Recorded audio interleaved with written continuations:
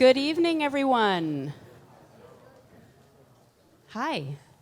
All right, we're going to get started. Everyone's in their seats. That's great. So apologies, we're a little bit behind schedule, but there was so many of you, and we had to get the room ready to go.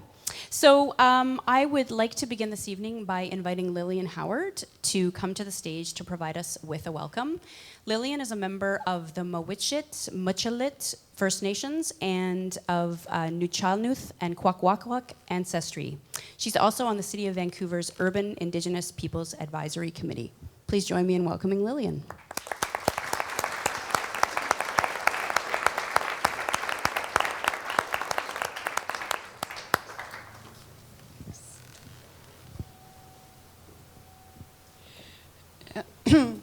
Good evening, everyone. Uklashis Nanahamis. He's actually it's Moachat. So yes, she's Nuchalnuth, Kwakwaka'wakw, Tlingit. My English name is Lillian Howard, and I'm from the First Nation of the Muchalit, and also of Nuchalnuth, Tlingit, and Kwakwaka'wakw ancestry, which is really, really important to me. That's where my extended family comes from. Tlako, Amasis, Musqueam, Tsleil-Waututh, Squamish, Tlako, Nas, Hupi'i, Ushims'i, Hupi'i, Mumtliaksup, Hineapatli, Klimaxti, Hineapatli, Ophinas. I come from a place of colonial oppression, and that has been going on for 200 years. And it's really, really important for people who are coming from all over the world to live in the homelands of the Squamish, Tsleil-Waututh, Musqueam, Nuchalnuth, Kwakwaka'wakw, Tlingit, and all the other First Nations in British Columbia. The most important message that we can ask is that you respect your visitors in their homelands, and that you respect the Indigenous peoples of these many, many homelands and territories of Indigenous peoples in British Columbia and Canada. You respect the people, you respect the land, you respect the culture,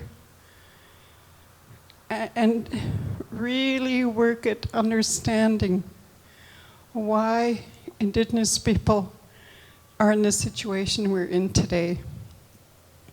Colonial oppression, high suicide rates, so many social issues that we face on a daily basis. And one thing I do respect about Vancouver is that it has become, or is in the process of becoming, a city of reconciliation. Not just for Indigenous peoples, but for the homeless, for the women, for the two-spirited people, for people who face racism. The sad reality in Canada is that it's a very racist country. Very racist country. Visibly, I face it every day, but it's also institutional. And you as settlers have the privilege to change it, to make it a better world for your children and our children. And that's all we ask. It's all we ask. We have such a huge responsibility as Indigenous peoples. in BC and in Canada and in other Indigenous worlds.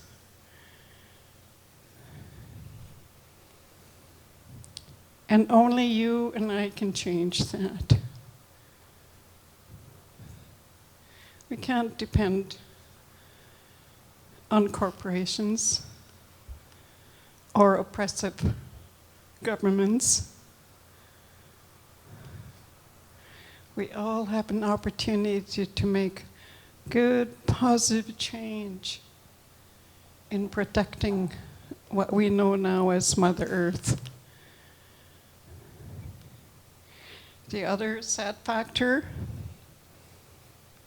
is violence against Indigenous women. I'm an advocate, an activist.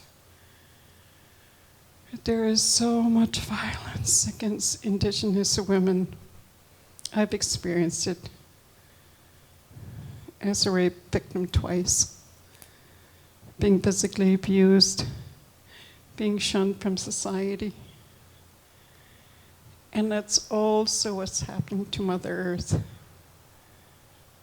Mother Earth is being raped and pillaged.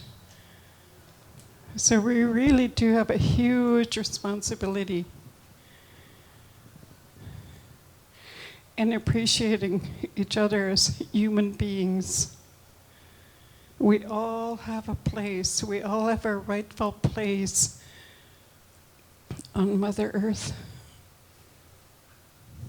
So men, women, children have a huge responsibility. And the thing is, there is so much joy that we can find in Mother Earth. We need to begin celebrating Mother Earth. We need to celebrate women, children. And as men and women, we need to work together and to live that quality of life that Canada can offer. It's not surprising that people from all over the world come to Canada. In Indigenous communities, we have the totem poles with the hands uplifting like this, welcoming people from all over the world. And all we ask is that you respect the people, you respect the land, you respect the culture, and appreciate each other, the diversity that we have in Canada, in Vancouver especially. We need to celebrate more. We need to appreciate more. And celebrate our existence. And I'm going to close it with that. Cheers, let go, let go.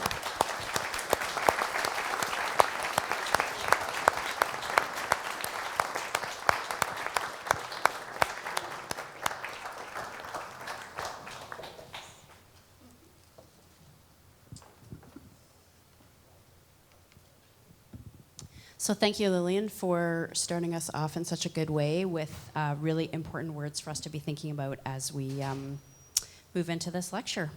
So again, thank you all for being here on this gorgeous evening. I'm Janet Weber. I'm the executive director of a program here at SFU called SFU Public Square.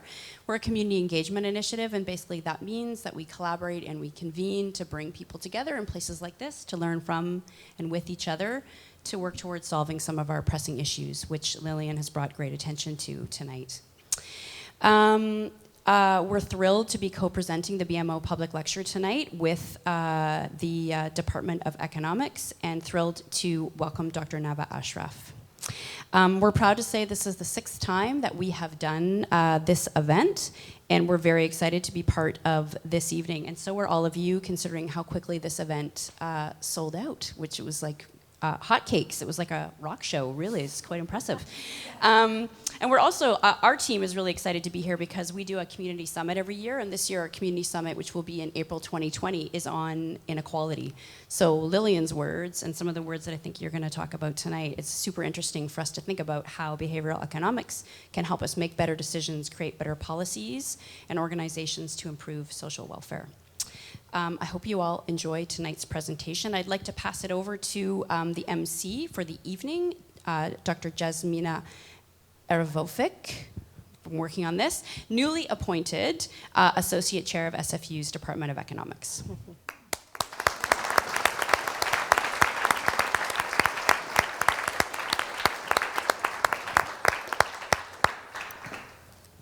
Thank you, Janet.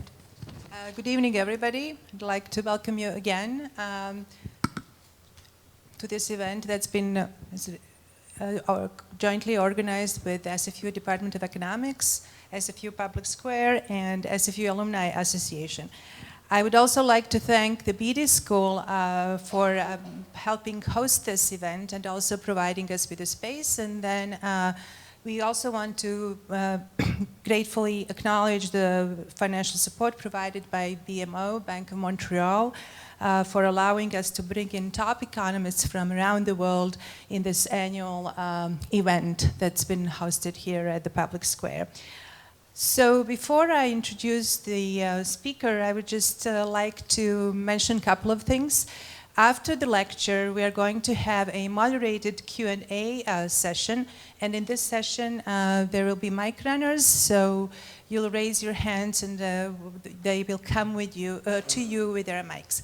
Please try to make sure that your questions are short and concise so that we give everybody a turn. There is a photographer here at site tonight, so if there's anybody who doesn't want their picture to be taken, please let us know, let one of the staff members know about it. So let me just briefly try to introduce our tonight's speaker, Nava Ashraf. It would take a lot of time to try to go over all of her great accomplishments, so I will try to leave more room and time for her to present her work. Let me just say that she's a professor at the Department of Economics at LSC. She's also a research director at Marshall Institute. She has got her PhD at Harvard University, and then prior to going to LSC, she was assistant and associate professor there between 2005 and 2016. She's a lead academic for Zambia at the International Growth Center, a fellow at BRED and a fellow at NBER, as well as affiliated professor at the MIT Jameel Poverty Action Lab. So, Professor Ashraf's work sort of combines economics and psychology and applies concepts from behavioral economics in trying to apply and study the effects of economic policies on global development in Africa, South America, Southeast Asia. One of her great contributions to the field has been she pioneered the concept of altruistic capital, a way to harness every individual's intrinsic desire to sort of help contribute to the public good, to have positive social impact. She's published in top economics journals, and she has also she was awarded a Queen's Jubilee Medal for service by the Government of Canada, and she's the youngest person ever to receive the Order of BC. Last but not least, Nava is actually our British Columbian, and I'm sure we are very happy to have her here tonight give us a lecture. So I would like to thank her for coming out here after all the problems with the travels that she had.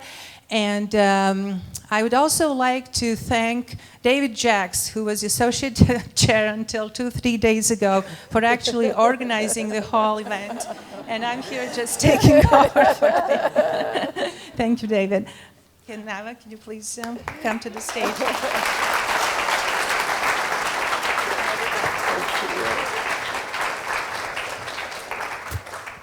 Thank you so much, Jasmine. Thank you, David. Thank you, everyone, for this incredibly warm welcome and all of the exaggerated, beautiful things you said. I'm just glad that my mom is here to listen. That's all.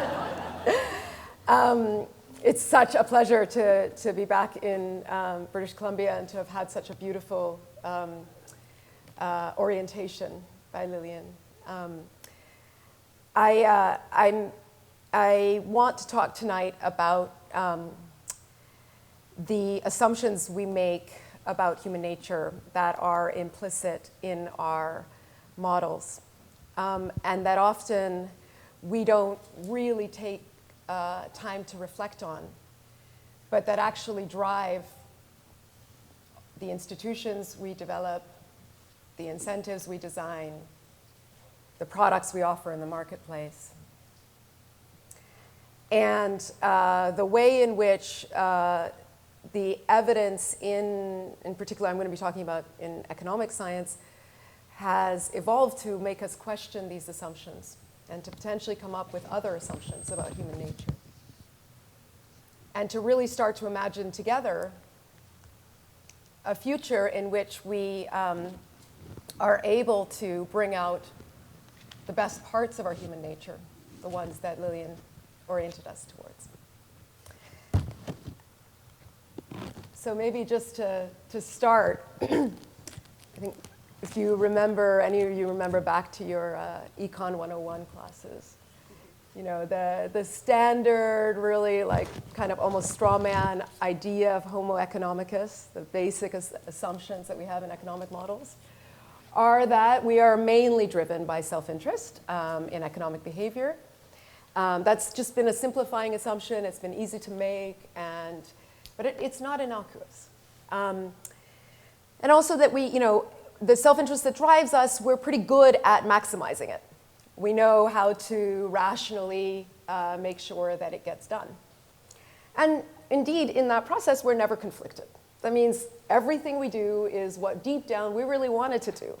So there's no regrets, no problems with self-control, no temptation. And this kind of perfect model of rationality is the one that we often teach to our students, to the point in which they start to try to design for this kind of person. But of course, we're not that way. And we're often puzzles not only to others, but also to ourselves. You know, we do all kinds of things that don't always make sense. And we're, you know, affected by the context around us, even despite our best intentions to get to exercise a little bit. If the escalator's there, we'll probably take it.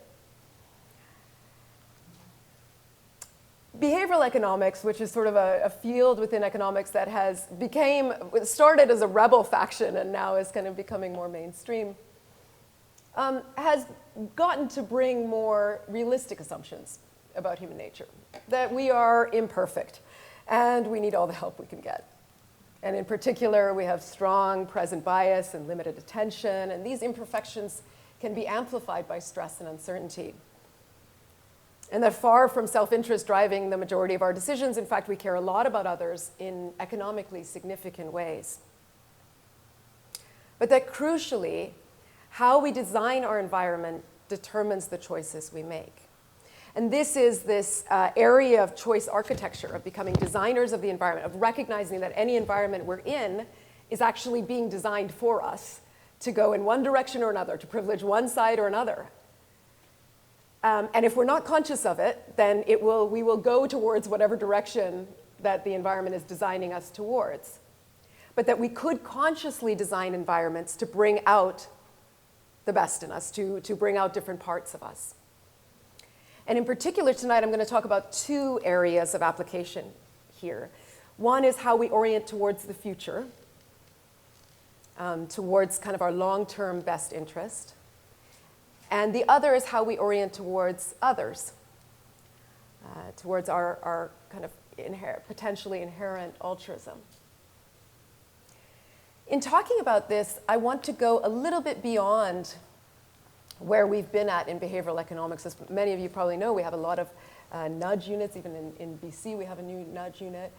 But to think about going to not only realize that we respond to our environment, but that actually not only can we transform our environment, but we can create environments that begin to transform us.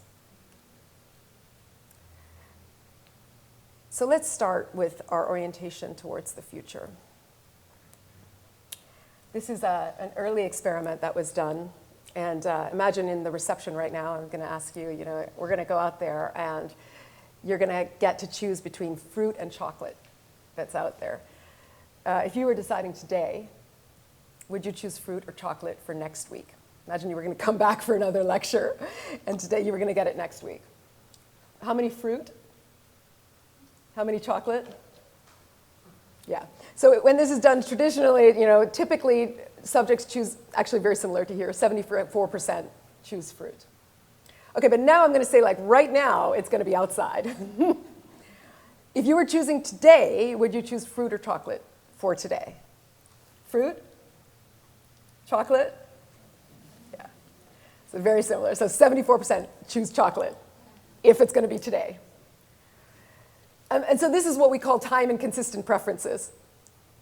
Because it's for the same time, but as soon as it's right now, suddenly a different part of you is in control.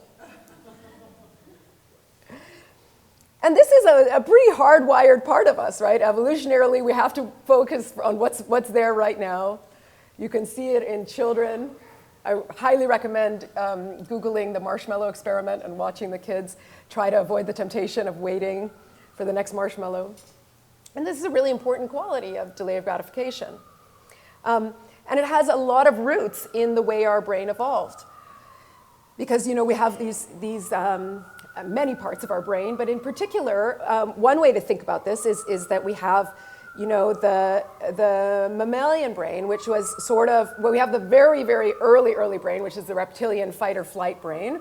And then we have the mammalian, which was developed a little bit later, which is much more involved in emotions and decisions now. And then we have the very, very relatively recent neocortex, which is the one that makes calculations and thinks about the future and thinks rationally. The problem is, even Plato talked about this conflict that we have within us. We have reasons and we have passions, but he had talked about them as two horses.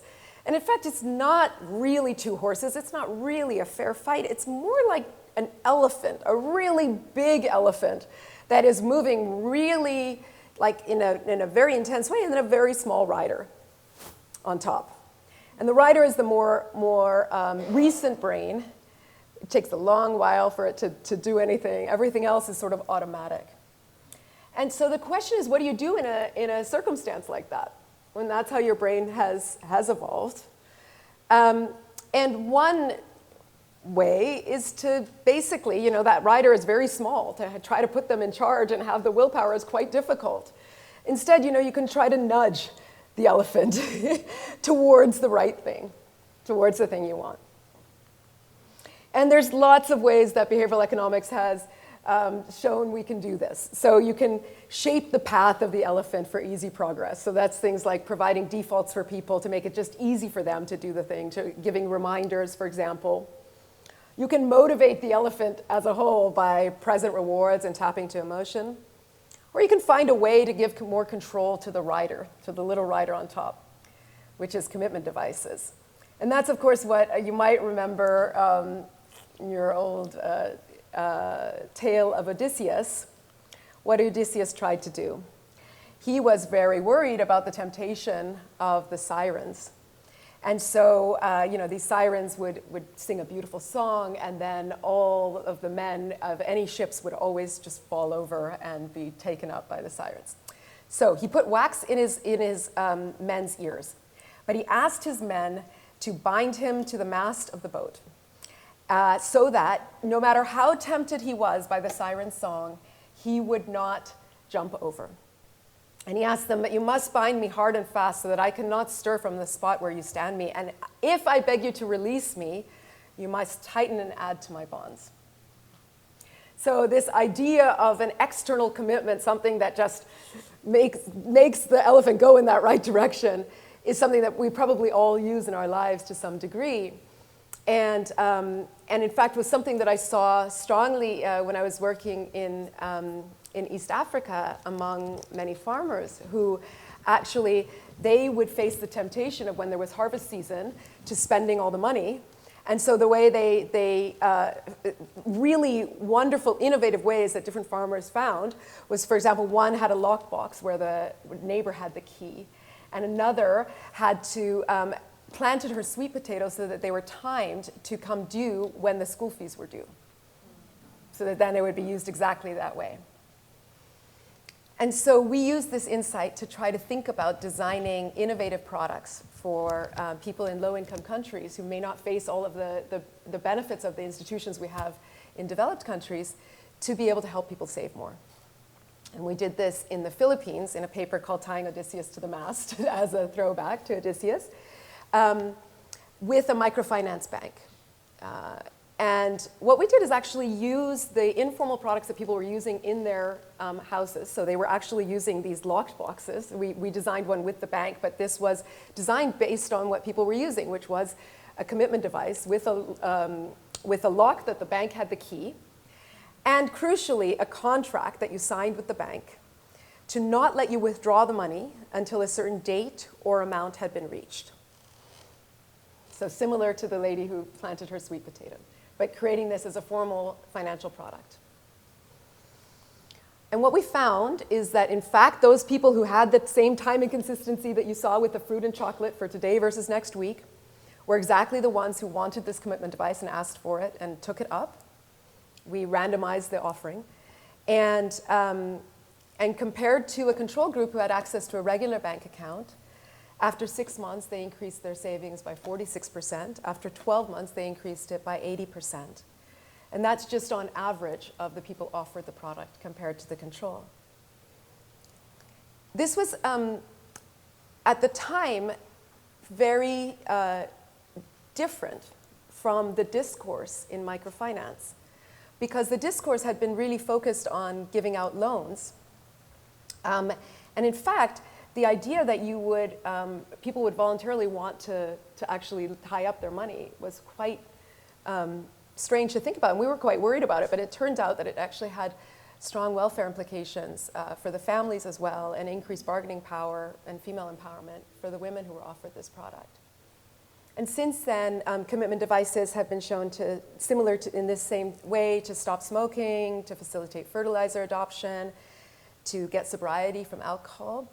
And you too can sign up for a commitment device if you want, based on this product on stick.com. You can set up your goals, and what you do is you put up some money, and if you don't make your goal, then that money goes to an anti-charity, so the NRA or someone else. Yeah. So that's an example of designing products in the marketplace. So if you think about the products that were offered in the marketplace, right, like credit cards with teaser rates, et cetera, those are products that speak to our present self, right? The immediate gratification part.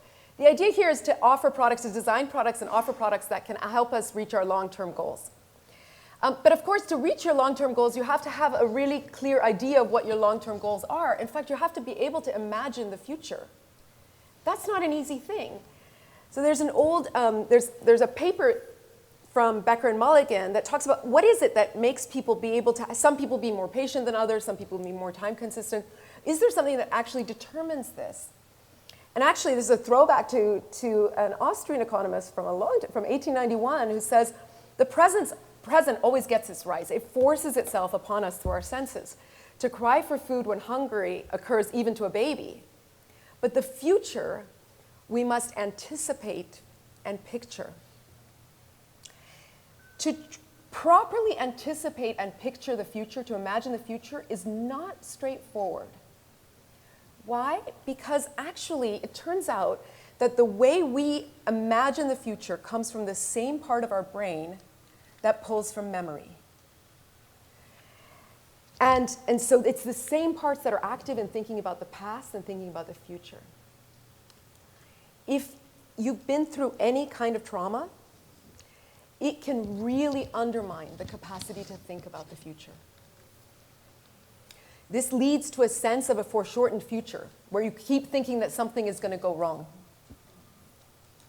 and a tendency to remember past events in a non-specific and overgeneral way.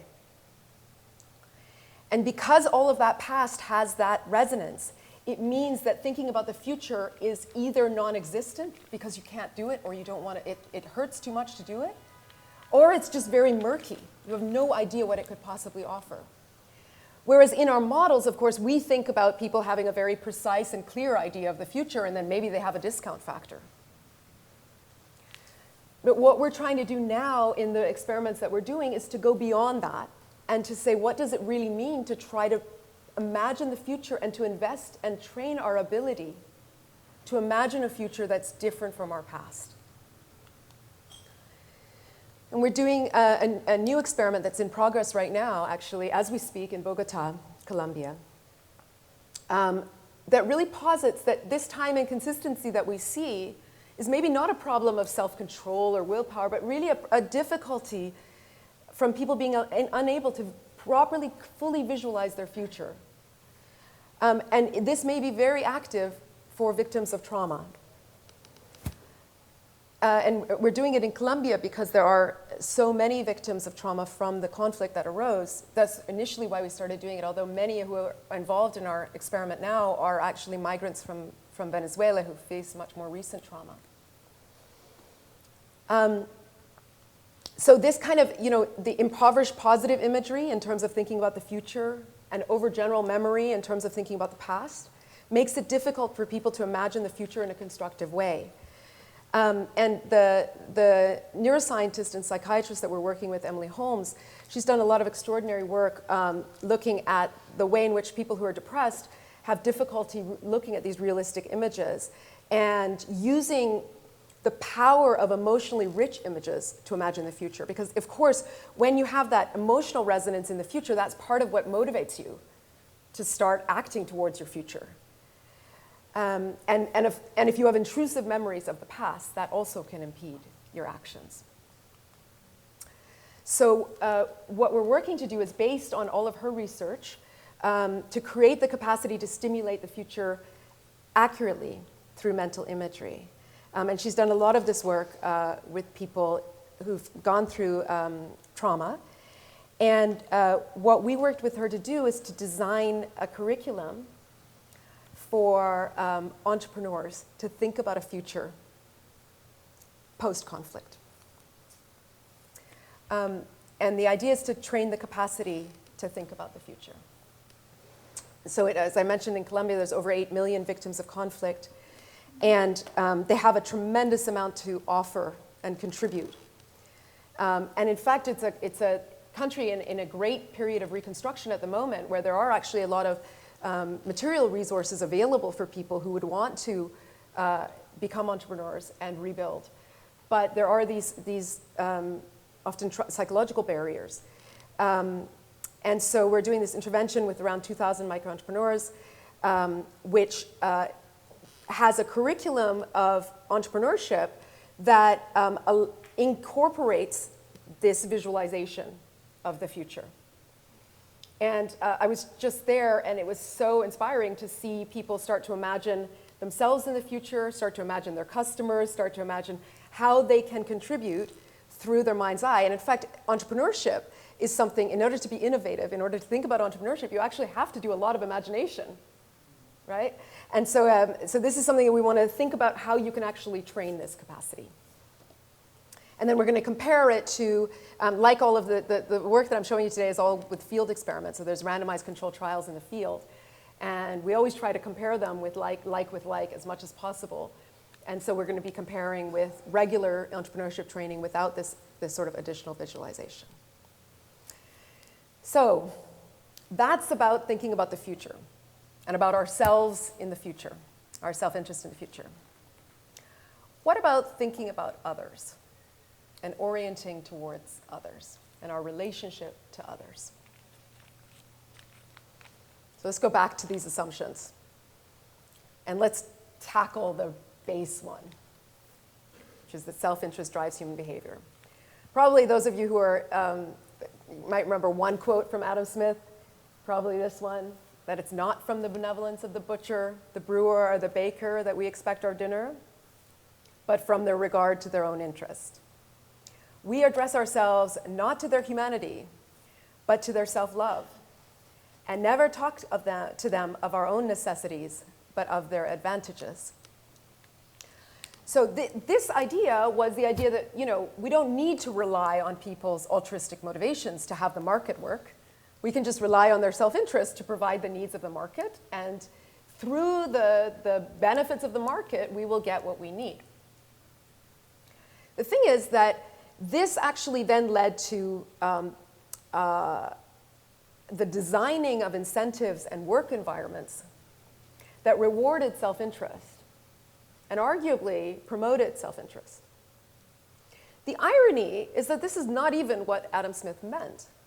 So he started his second book, which he was writing simultaneously with The Wealth of Nations, with the following words: "How selfish soever a man may be, there are some principles in his nature which interest him in the fortune of others and render their happiness necessary to him, though he derives nothing from it except for the pleasure of seeing it. The greatest ruffian, the most hardened violator of society, is not without it." So he's talking about a kind of hardwired natural principle that none of us is without.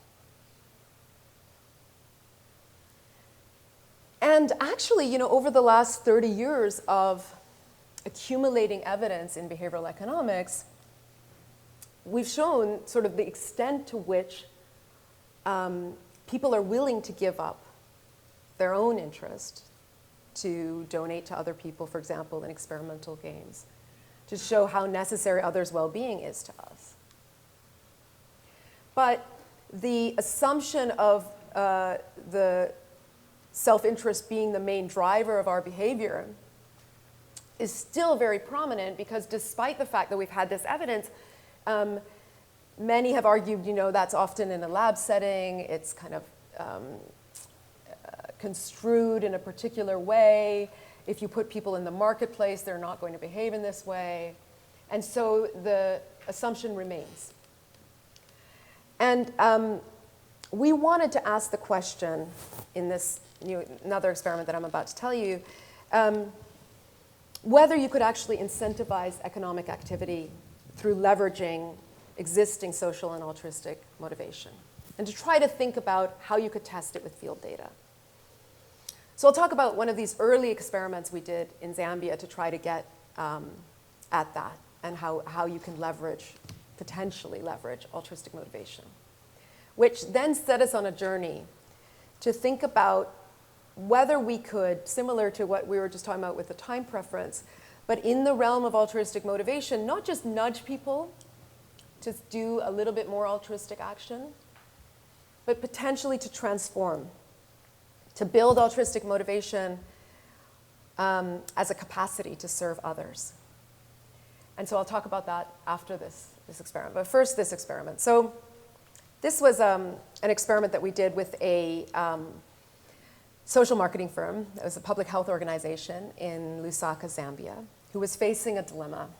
They had this wonderful new technology. At the time, it was a new technology that was the only way that women had to protect themselves against HIV, which was the female condom. And so this is a country where there's a strong prevalence of HIV. And this was a way that women could protect themselves in their own hands. But like many new technologies, it was a difficult technology to learn. And it needed an innovative distribution mechanism, somewhere where people could trust that they could be given good advice, that they could come back to.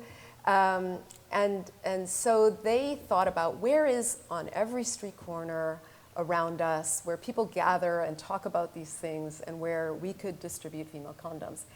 And they thought about hairdressers and barbershops, which are a little bit different in Africa, as everyone knows who's been in Africa. They're on every, in our sample, a large proportion in the baseline talked about HIV already in these settings. It was a really great setting for thinking about distributing this new technology. But then the question was, how do we want to treat these hairdressers and barbers? Do we want to think about them as volunteers that are going out and helping people use female condoms? Do we want to treat them as standard retailers and distributors and give them a financial margin? And in fact, there was a motto that the organization had called "No margin, no mission," that what we need to learn from the private sector is to give people a financial margin, and then they'll feel a mission towards the thing. Or was there some other form of incentive that we could design that would allow people to feel connected to the work they were doing that wasn't necessarily financial? So that's what we set about to try to do in this field experiment. So we first surveyed all the firms all the salons in Lusaka, which was 2,500 of them, and then we randomized them across the city into 4 different things that correspond to these different models of motivation. So the volunteer, a low financial margin, which gave people a 10% financial margin, high financial margin, which was a 90% financial margin, and non-monetary rewards. So we were trying to design non-monetary rewards so that they were kind of parallel to what you have in financial rewards. So when you create financial incentives, you are basically trying to connect the employee's marginal effort with the marginal profit of the firm, to give them a little bit of the more effort they put in, they have some share of the profit that the firm is also benefiting from. So we try to think about that in the social sphere. And so what we came up with was a thermometer. It was just really symbolic, that every time you sold a female condom, you got a star. And it just went up, and you could see your contribution to community health. Again, very symbolic, just a kind of symbolic connection to this. And then this was randomized across the whole city. And what we found, and then actually we followed them for a year and collected monthly data that was on the inventory stock of the female condoms. And what we found was that the non-financial rewards, the stars, were twice as powerful as even the 90% financial margin in getting the hairdressers and barbers to promote female condoms. There's many mechanisms underneath it. It was a sense of warm glow. It could have been a little bit of social comparison and competition. But a lot of what they said was that they felt connected in some symbolic way to the social impact they were having. Now, interestingly, prior to doing the experiment, we actually had people do an experimental game where they could donate to an HIV charity. So we're able to look at people across what they started with, what the level of altruistic motivation they started with, if they had a kind of below median level of giving and an above median level of giving. And so we can think about how well do people do. So if you're above median level of giving at the beginning, you do a little bit better in selling the female condoms, even in the volunteer condition. But when you put the stars on top, this is the thing.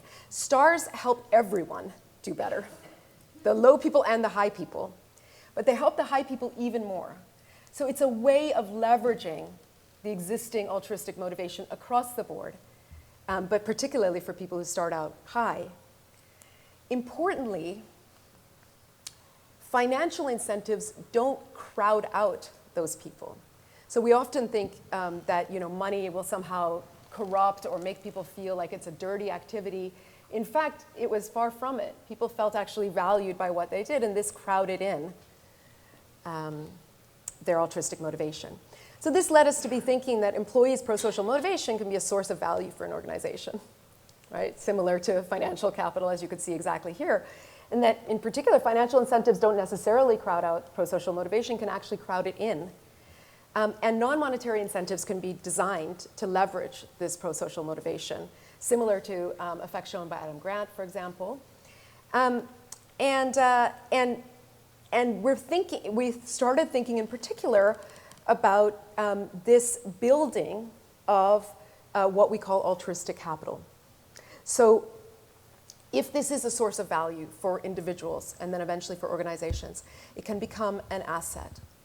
So we started thinking about this concept, and I'll tell you why we call it capital in a second.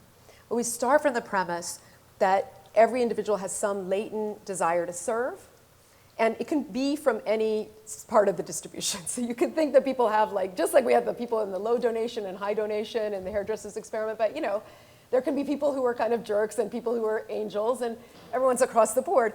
The key is that you could, across that, you could provide some kind of incentives. They could be, social incentives like that way we provided, or even potentially financial incentives. And across that, you would encourage people to then start undertaking altruistic action. And so that at every stage, the altruistic motivation can be leveraged by what we call returns to altruistic effort, which depend on the context-specific factors. And the reason we think about it as altruistic capital is that the problem is, actually, if you look at just this is falling into the same trap that we do in our economic models now. So even as we started to incorporate altruism into utility functions in economics as a result of the experimental findings, we still take people as types. We have people who are altruistic types, and we have people who are selfish types, and those are fixed. There are preferences that are given to us, and they are exogenous, and they stay static, at least in our lifetime. There's a few papers that talk about transmission to the next generation. But the question here is that really the case? Or is there a possibility for growth that we have ignored? If we look at much of moral philosophy and virtue ethics and religion, they propose that character actually develops over time through repeated actions. There's an idea that we are what we repeatedly do. And indeed, most recent research on neuroscience similarly suggests that actions beget future actions. That neurons that fire together, wire together. That it is, again, this repeated action that forms habit and then forms character. If that's the case, then altruism isn't necessarily a fixed and exogenously given preference, but it actually could be a capacity, a skill that we learn. And we learn as a result of the environments that we are functioning in. It's an asset that allows us to internalize the effects of our actions on others. We call it capital because, like other forms of capital, and Solow talks about this in his paper, financial capital or human capital, it can be invested in, which means that you can take some actions which are costly in the present, which produce benefits in the future, and it can be accumulated, and it can also be depleted.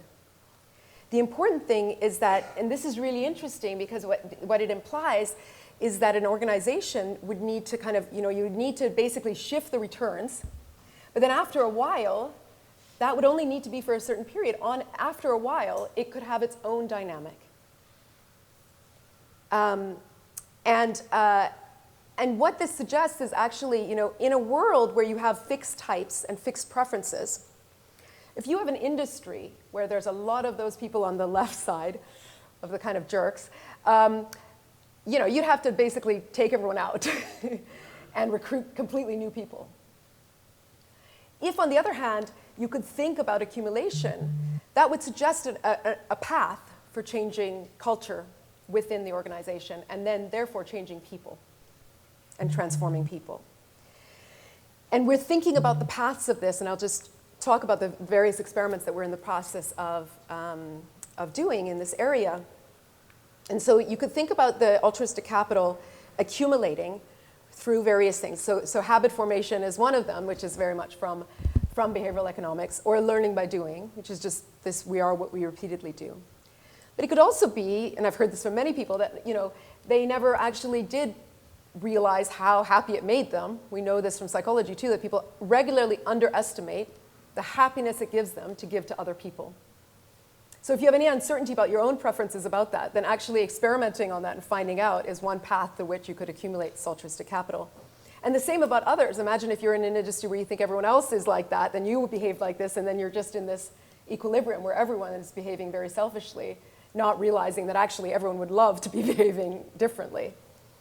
And then potentially over time, and Aristotle talked about this, Mencius talked about this in Chinese virtue ethics, over time you could become more and more aware of more opportunities and refined opportunities for paths of service to others.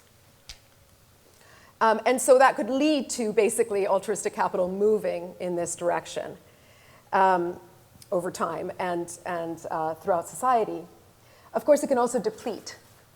And it could deplete, in particular, one path through which it can deplete is when there's dissonance between what the stated values of an organization or a country are and what is actually happening. That actually can deplete any existing altruistic capital as well and create lower productivity. And so we want to be able to test this within the realm of work, which is where people spend most of their days and where they do most of this repeated action. So if it's true that repeated actions shape your behavior, then for an adult, a lot of your character can be continually formed at work. We know that neuroplasticity continues far beyond adolescence.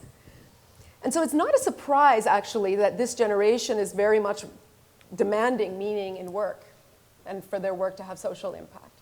Maybe there's an understanding that this is actually, it's not just their work that's at stake, it's who they are that's at stake.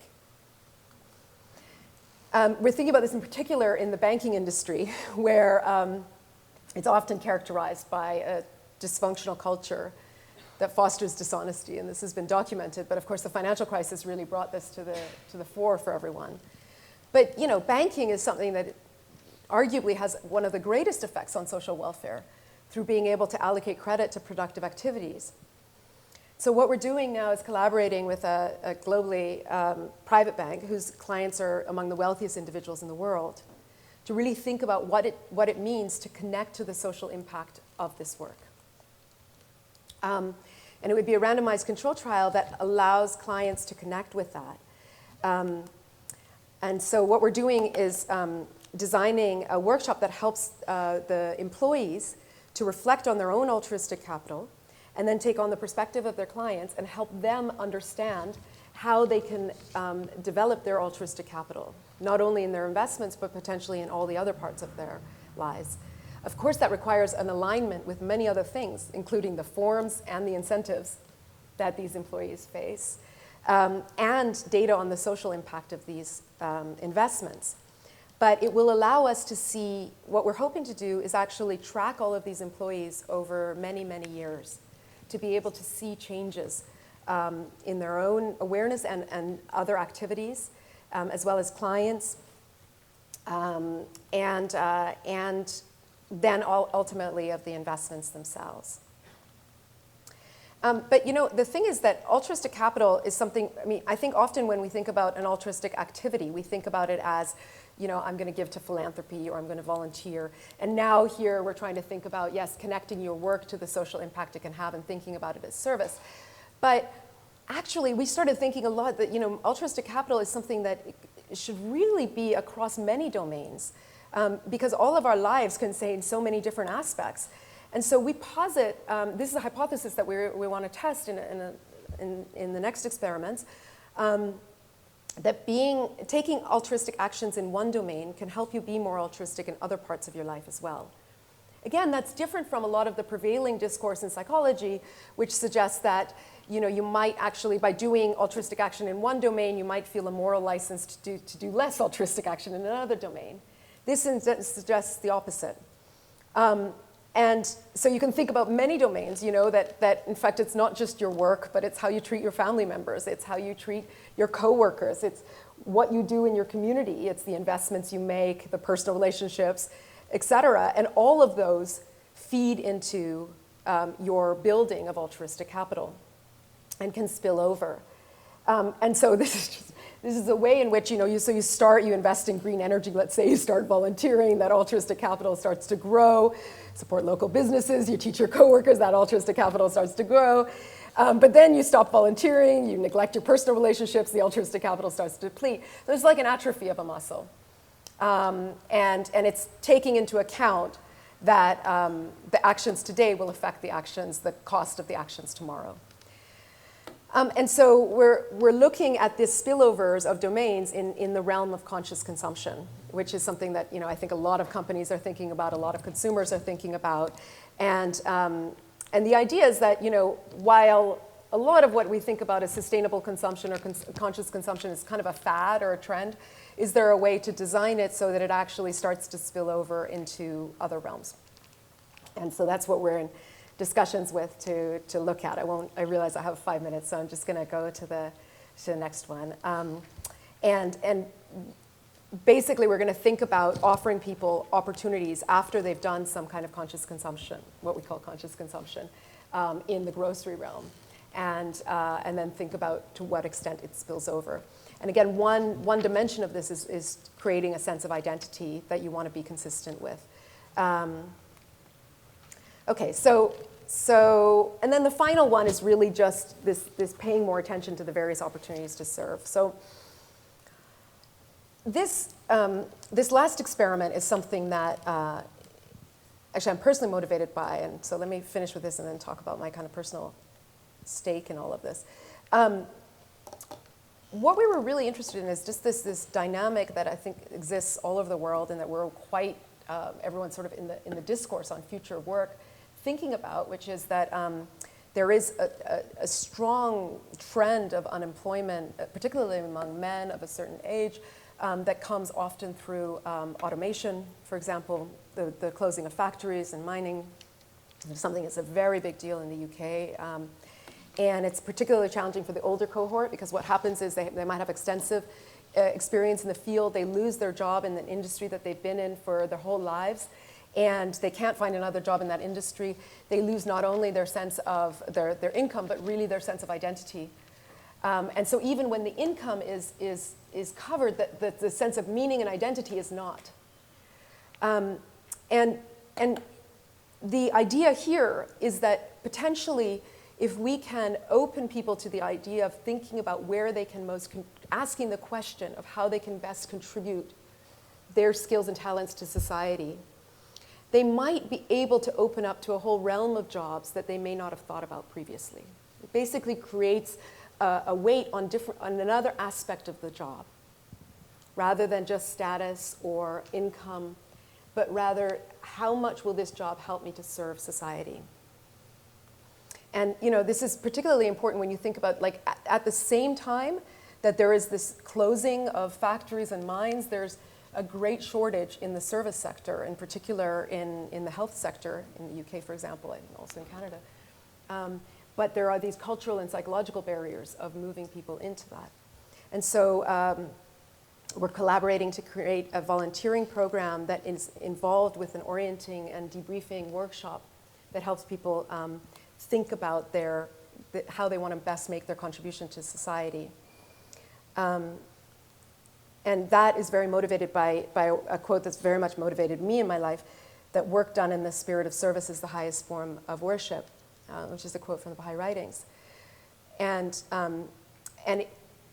what's interesting to me about that is that this is about all kinds of work. This is about connecting all of our work, any work that you're doing, as service, and that is like akin to worship. It's a devotional activity. And so actually I wanted to say that it's very moving for me to be here, and especially to have heard Lillian's introduction, because I came to Canada as a scared little girl with my family, escaping religious persecution, and feeling quite alienated. Didn't know the language, the culture was so different, and coming to a country that had a discourse about creating a sense of belonging. It gave me a way to think about how I could contribute. And I think that question, how can I serve? How can I contribute? Where can I make my greatest contribution? That created that connection. It overcame that sense of alienation. It gave the belonging. And I guess that's kind of what I would want to leave you with, is the idea that by asking ourselves that question, we can design environments, we can design our work environments, we can design incentives and products and everything else that determines how we live, so that we not only affect the choices we make today, but we affect the kind of people we become. Thank you.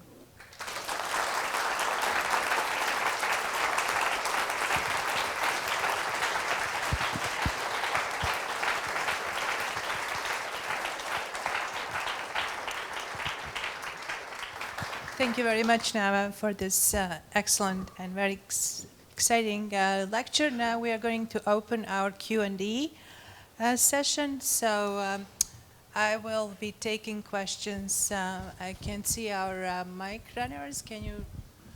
Okay, sounds good. All right, so I'm going to keep it to one question per person, if possible. If there's more time, we can continue with the discussion, just for the sake of having give people opportunity to take their turns. Okay? Over there. Can you raise your hand? Thank you very much. Really interesting. I'm sure you've heard this lots of times. The McDonald's Employee of the Month thing, where the big corporation doesn't pay its workers, but gives this fake kind of recognition. And we're all really cynical of that. So what's your response to that? Yeah, great. Yeah. Great question. Actually, the experiment that I didn't show you because of time is, in fact, what's really important with the hairdressers is that those stars this is not their full-time job. This was like an extra thing for them. When we talked with the Ministry of Health had heard about these results in Zambia and asked us to design these stars and social incentives for a full-time health worker job. And we basically said, you know, we don't think it would be useful as a full-time recognition or as a substitute.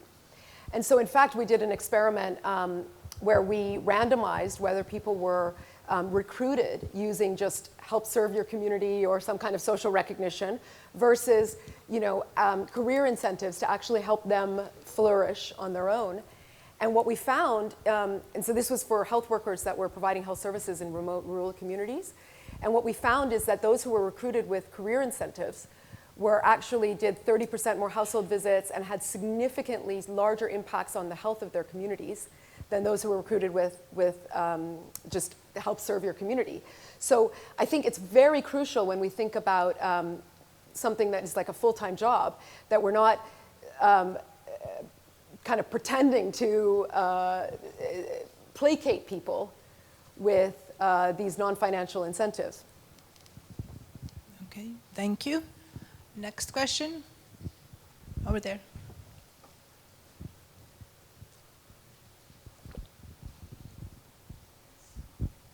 Yeah, good evening, Dr. Ashraf. Thank you very much for your work and your contributions. Can you, if we take your findings and the findings of your colleagues at Thaler, if we take them one level up to the macro level, where do you see contributions of behavioral science there?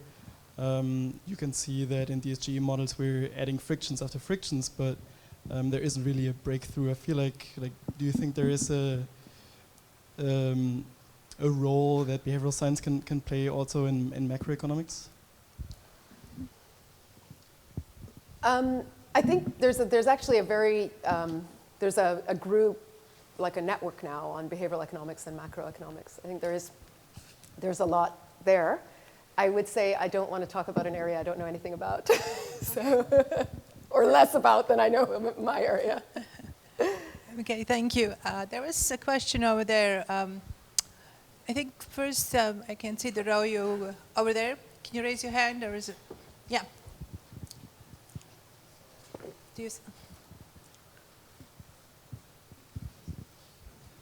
Thank you, Dr. Ashraf, for your presentation. I really enjoyed every part of that. My question refers back to almost the first part of your presentation about the impacts of traumas on people, how it weakens their ability to sort of envision about their future. My question is, how do you see, or is there any sort of specific study about the societal level or the collective level that impacts of major events like wars or revolution have on societies or communities that sort of hinders their ability to envision a better future for the society writ large?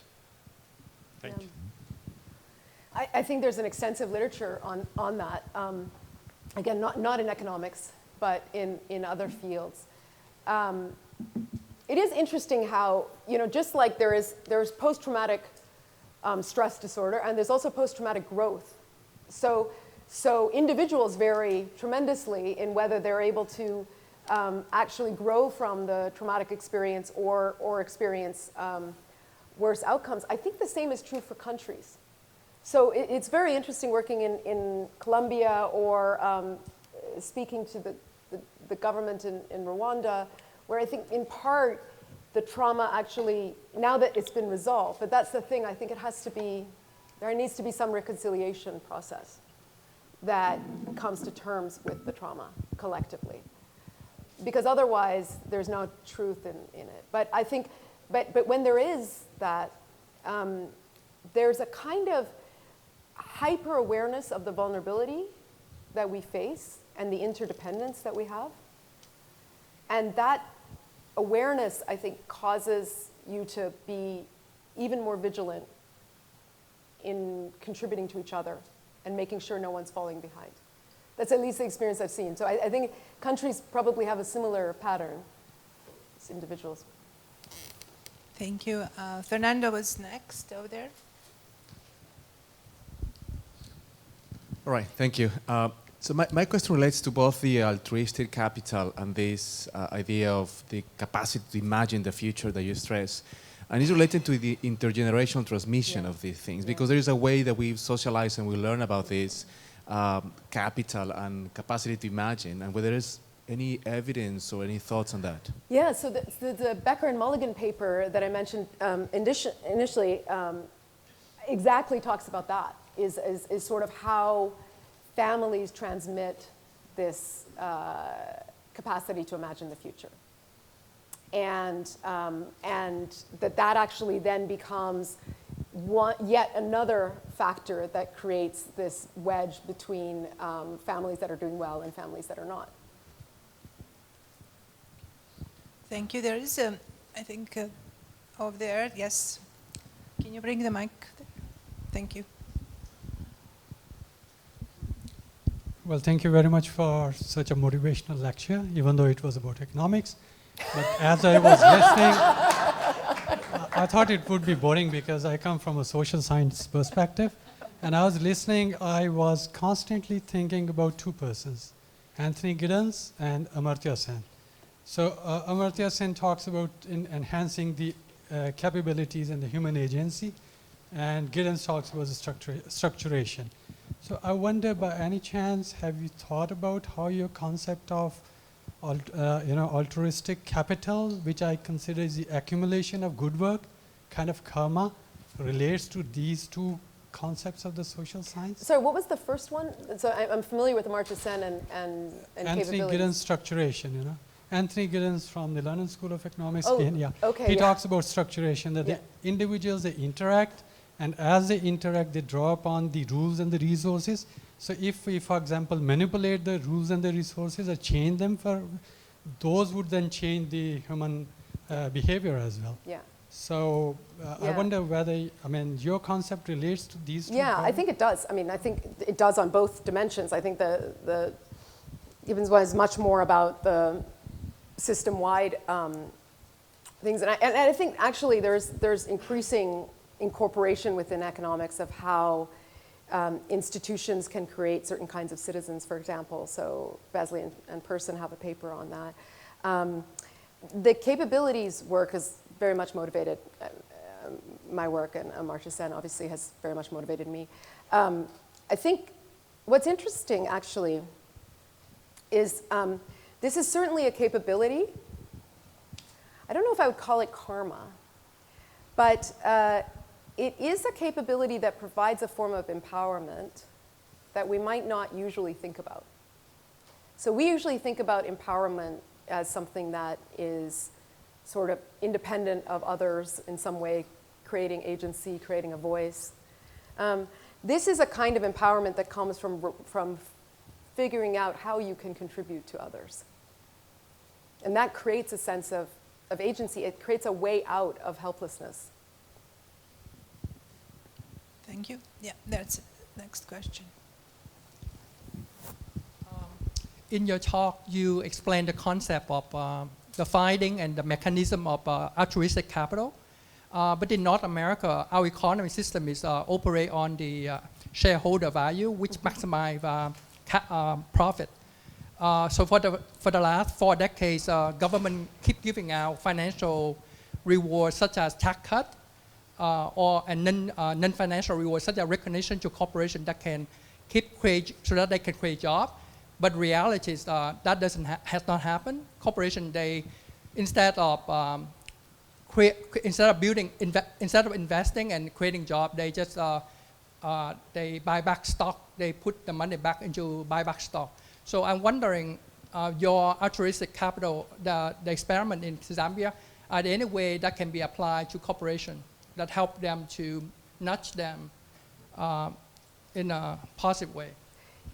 Yeah, so actually almost all of the new experiments are all with corporations, with large corporations.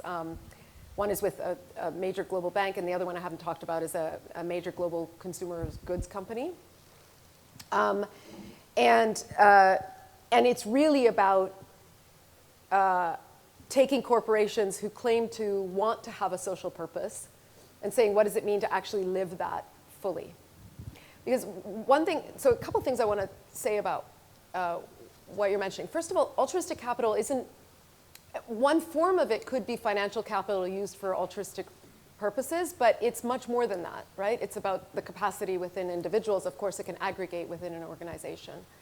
I think crucially, when you mention maximizing shareholder value, that doesn't necessarily mean maximizing profits. I think we often think that that's what it means, but it depends on what the shareholders want. So if what shareholder value is social impact, then the fiduciary duty of that company is to maximize social impact, because that's what the shareholders have asked for. So in fact, there is a way of transforming companies depending on who the investors are and what their preferences are. I think there is a significant transformation going on in companies through 3 channels that use the market to actually create this kind of transformation. One is the shareholders. The other is consumers who demand and are willing to pay for things that have greater social impact. And the last is employees.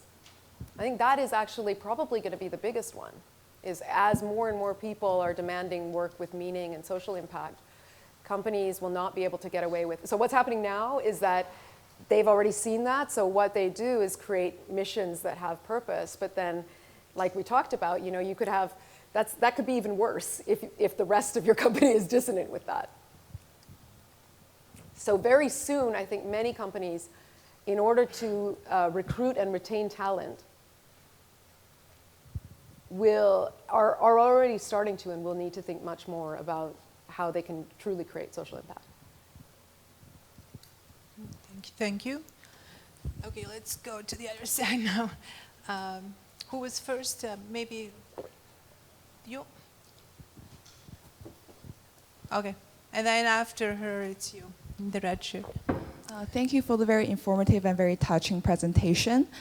So I could not help but think how your research and your field of work might help us to really reorient and in terms of how we approach democracy, especially in the age of polarization, in terms of how we can reorient to the future and reorient to others to make long-term choices in terms of our political choices, in terms of our voting choices, or in terms of kind of really diversify that political spectrum. So I just want to get your take on that, and if there's any relevant research on behavioral economics and democracy. Yeah, there's a lot of really good research on polarization, on biased beliefs, on the fact that there's, for example, in behavioral economics, we know very strongly that there's we all have this confirmation bias that, again, comes from our desire for consistency, right?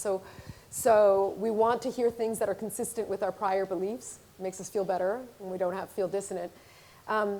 Companies realize this, news agencies realize this, so they provide things that are consonant with that.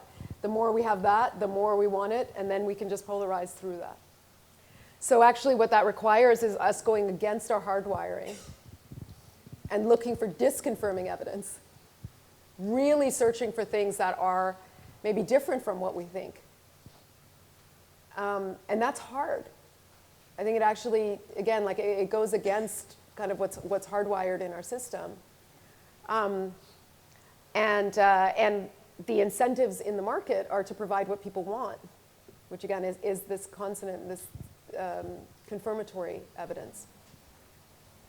So I don't know what it would take to shift that, because the way these models go, you're just never going to end. It's just constant polarization. I do think that, not to be too simplistic about it, but again, I can't help but think that, if you're really asking yourself the question, but truly asking yourself the question, how can I contribute to society? How can I make my contribution? The dialogue you have with people who are different from you just changes. You're not as focused on persuading someone about your opinion or trying to get them to change something about themselves. You're just trying to figure out how to help together. I wonder if that, it's a kind of way of sidestepping in a way. But there's much better people than me to answer that question, I think. Thank you. You were first. Hi. Sorry. Hi. Early on in your presentation, you talked about how altruistic capital is related to how governments or societies describe themselves, and if there's a dissonance between how they describe themselves and their actions and what their actions actually are, there's a negative impact on altruistic capital. In a lot of places in the world, there's a lot of irresponsible governance that has caused a lot of distrust that has potentially harmed this idea of altruistic capital. Do you believe that there's a way to rehabilitate the sense of goodwill and altruistic capital even in places where there is this large distrust? Yeah, it's a hard question. It's a very good question, because I think it's very important to ask that question, because recognizing that any given action has so many externalities on the future is very important. I guess,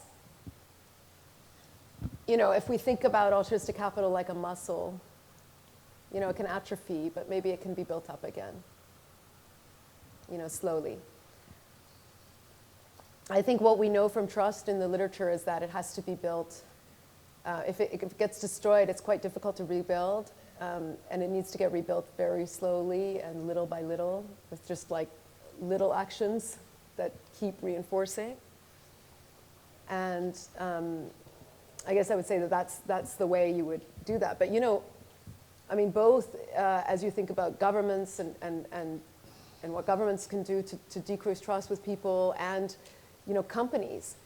And so we're often putting ourselves in cultures and environments where it's going to deplete the goodwill we have and the kind of whatever we've built up. And it's really important, I think, to the extent that we have a choice of where we can go to do that, and to the extent that we don't have a choice, that the people who are designing those environments recognize the externalities they're having. Okay, thank you. There is a question over there. In the first row, yeah. Thank you. Yes, and thank you. My background is in mental health and addictions, so I'm really curious about if you've taken a look at some of the parallels in your study with the female condoms and what that is and the incentive with the hairdressers. Was that a public kind of star system, or was that more internal for them to see the stars on their own or in comparison with others? But also connecting that to, I see that as something where you want to help somebody in preventing something that could be tragic that happens to them. But me working with a lot of our indigenous people, there's a lot of criticism in trying to help people with the opioid crisis, trying to help people with homelessness, or other things that they say maybe more in that person's control, even though they don't see it as it is because it's from trauma. So I wanted to know if some people's altruistic kind of giving, is that for things that are more out of control, like environment when there's crisis and things like that, as opposed to what people's preconceived notions are about these other types of trauma that happen? Yeah, I mean, that's such a great question. I think that's to some extent, I think what's been good about this evidence from behavioral economics and from psychology is that we recognize how many things are not in people's control, really, that are, and this idea that, I think because, for example, when behavioral economics was first sort of starting, it was like some of the implications are, for example, you give people some, so people are notoriously bad at applying for financial aid and going through the forms, for example, really low-income families. So an intervention that helped a lot was having someone come to your home and help you fill out the form. Now, from the outside, that looks like, why do you need to do that? That seems really ridiculous. Why can't that person just fill out the form? But actually understanding the science behind why that's so hard, and then having compassion and recognizing how much of an impact you can make with something that is essentially just accompanying that person, is far more impactful on social welfare. So if what we care about is actually making an impact, there's no doubt that the evidence is all towards compassionate accompaniment in anything that looks even small, and that everything we're learning about the way in which people's past affects their present leads us to think many things are not necessarily in people's control, and we need all the help. We all need all the help we can get. And so I think as we start to build that evidence, I think it becomes clearer and clearer. About your first question, so that's very interesting because actually so some of the hairdressers and barbers had the thermometer up, and some of them just had it in their drawer, and they would like take it out and look at it and feel good and then put it back. So for some of them, I think they were putting it up, and the barbers for sure, they would like kind of go back and forth and compare.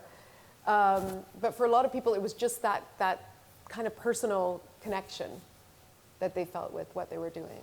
So I see that as kind of a contrast with people who say, oh, but my taxes are going to this and I don't want it to. As opposed to people who are openly donating their time and their money to supporting people and making good life changes, right? So I kind of feel like that might be like that empowerment that you were talking about. Yeah. Yeah, that's, I mean, I think is what you're saying, that like that personal involvement and connection with what you're doing, the sort of the will to do something, the agency that you take to take the altruistic action is really important. Yeah, I think it's so, there's lots of ways in which it might be very efficient for society to, for example, have all the taxes decide where good can be done, and even like to make sure that there's some pot of philanthropy and it all goes to one area, for example. But I think that might deprive us of the difficult choices of where to put our time and where to put our money, and those choices are partly what make us grow. And if we think that there's this kind of virtue that requires constant choice and constant action to grow, then we don't want to, we want to give ourselves that opportunity. Thank you. There's time for, I think, one more question, or if we are quick too, Anke first. We can take a few questions maybe at the same time, and then Okay, I'll sure. answer them all. Oh, okay. Okay. Why don't we take a few, and then I'll Yes. answer them. I love how you ended the talk with the question, how can we serve? I learned in school in economics that the resources are limited, and if for me to have more, then you need to have less, and the other way around. And I truly believe so. Is that what you learned in economics? Yes, that's what I learned in school. And I do. So one of my favorite quotes is. If a high tide raises all boats, which means that we can both be successful and win at the same time. So I believe it's so important to shift our mindset from what's in it for me to what's in it for us. But my question is about human needs. So there are several models of human needs. One very well-known one is the Maslow pyramid, where in order for me to think about altruism and contribution, I really need to have my basic needs satisfied, and then I'll be able to give to others, to give beyond myself. Whereas there's another model of the human need psychology. There's 6 human needs. One of them is love and connection, one of them is growth, and one of them is contribution. And that model says that we have all these 6 human needs within us. Contribution is one of them. They are dynamic depending on where we are. So, and then it also says that when we shift our focus from ourselves to contributing beyond ourselves, then all the other needs seem satisfied. So I wanted to ask you, based on your research, what do you think about this? Good. Should we take a few of them, and then I'll answer in a second?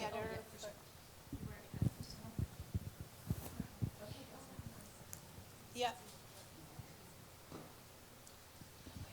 So when you talked about the different kinds of people within that spectrum, whether they be kind of selfish or altruistic tendencies, I'm wondering if there's any kind of markers or ways that you could establish these differences. I'm wondering specifically if there's a difference between smaller communities where you can kind of see the outcomes of your impact versus larger metropolitan areas that don't really focus on the community and therefore people don't care about their actions. Or conversely, because they can't see their impact, they're looking for a meaning. So I'm wondering if the size of communities has any impact on the ways that people maybe engage altruistically or don't, based on geography, I guess.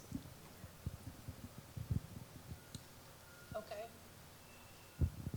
Any other questions for now? We really have not much time left here. So are they related to those two that are already were asked? No, it's up to you. It's fine. Yeah, I can answer quickly. Sure. Okay. Sure. Go ahead. It's not close anyway. If altruistic capital is somewhat similar to the physical capital, then the behavior of the investing should have something to do with foresight, right? So then we should see some similarity between regular savings behavior of people and their altruistic behavior. So it's like a test of implication.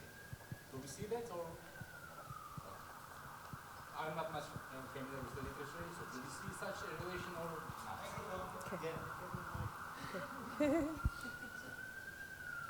Okay. Yeah, what I told was that if altruistic capital is somewhat related with the physical capital, it should have something to do with foresight, the investment behavior in that. So then we should see some similarities between the investment in physical capital and altruistic capital. So do we see it? Maybe you should I'll address the question. So on Maslow's hierarchy, I get this all the time, and I don't agree. I think that in fact it is more like the human needs psychology. What's really interesting is, like, in the Columbia experiment, we have a lot of people who are very low income and unemployed, and they also say at the beginning, we talk about, thinking about where you want to meet your skills and your passions meet the needs of society, and they say, but we just want to survive. Like, I just want to make money. And then they realize that actually, by having that orientation towards contribution, that is actually the best way they can find their most innovative entrepreneurial activity that will actually allow them to meet the other needs as well.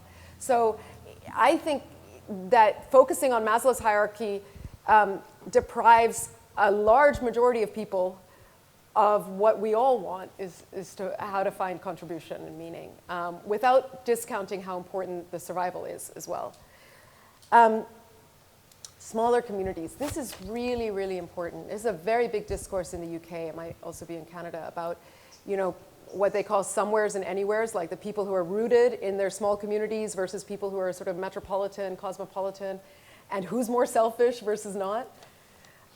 So I think exactly as you pointed out, it could go in both directions. I think when we are in small communities, there are many opportunities in front of us to serve. At the same time, I think that large, and this is the case, in Africa, the urbanization has been so rapid and so strong that in fact, there's a lot of low trust precisely because people have to constantly be interacting with strangers, but that does provide an opportunity for great growth and not only gains from trade, but also opportunities to serve. So I guess I would say that I think it's easier to do in a small community, but we all, no matter what kind of size of community we're in, crave some form of community and belonging. If we can create that in an environment where we also have the benefits of all of the extraordinary exchange of ideas that come from these large densities, then that's, as my parents would like to say, nur al nur, light upon light. So finally, I think it's just to look at the correlation between financial capital and altruistic capital. There's so many other things involved, plus we don't even really know how to measure fully altruistic capital. So I would say that I don't think we would probably see it in the cross-section. However, there's one thing that makes me think that there is some correlation, which is that it's a similar part of our brain that thinks about the future than thinks about others. So it is, that part of the kind of, it's me, and now, that we have to overcome to think about the future and to think about others. So arguably, it's a similar mechanism. And I think thinking about the interaction between these would be very interesting. Thank you very much once again, Nava. And thanks everybody else for...